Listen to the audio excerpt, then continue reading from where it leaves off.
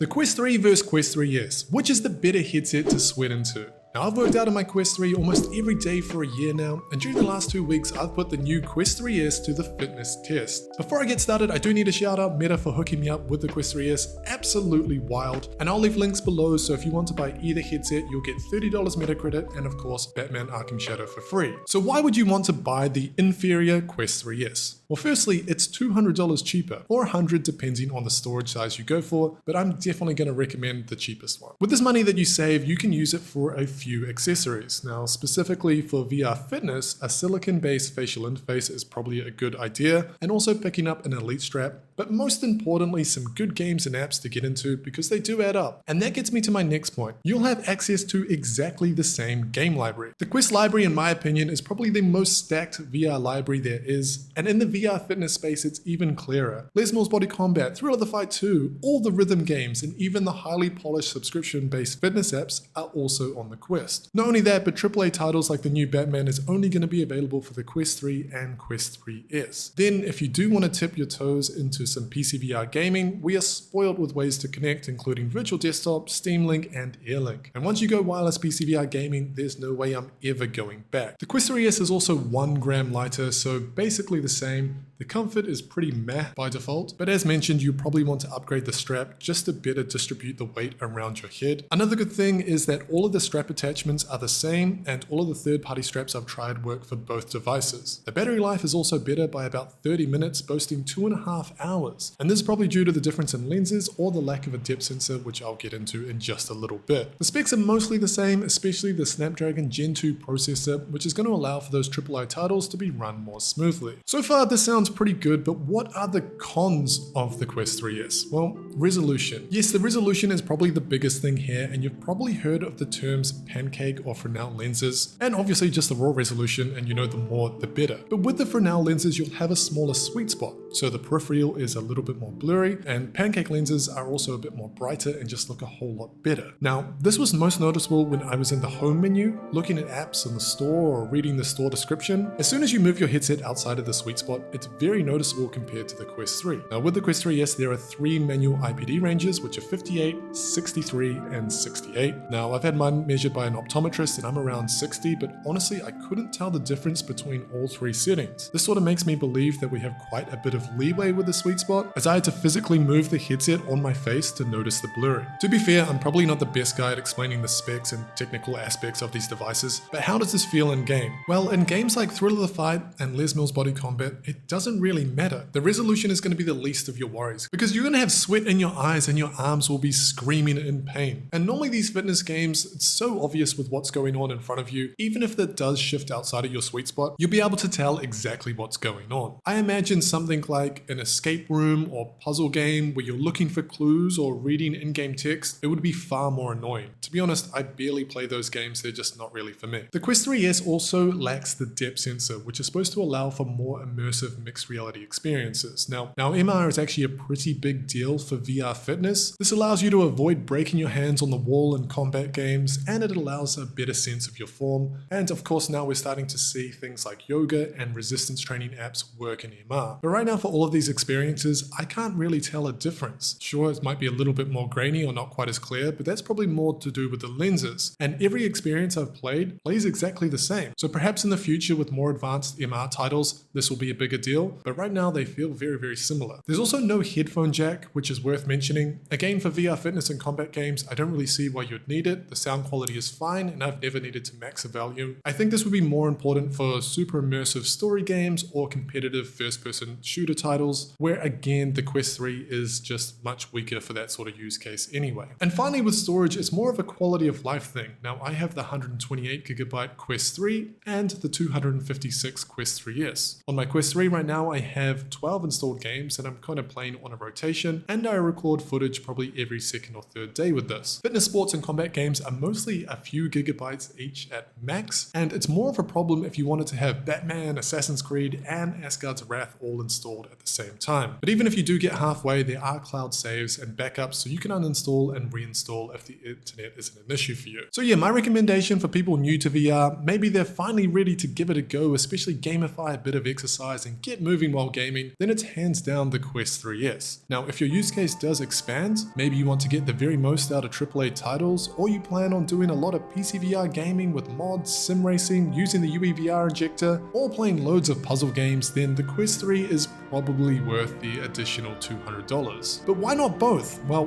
what if like me, you already own a Quest 3, but you have a wife, a kid, a flatmate? Should you get an additional headset for the house to do some local co-op gaming? Well, one thing I learned just 2 weeks ago while setting up this device is shared users. Now, I have a very stacked library of games, so if I set up this device, then my wife was able to be added as a user and can access all of the titles that I already own, and we can play together without her needing to buy them again. We've already had some great fun in Golf Plus and Walkabout Mini Putt, and I am looking forward to taking her on in Thrill of the Fight 2, but to be honest, I'm not sure if I'll upload that because she's probably going to kick my ass. Well, thanks for watching and check out the links in the description for discounts.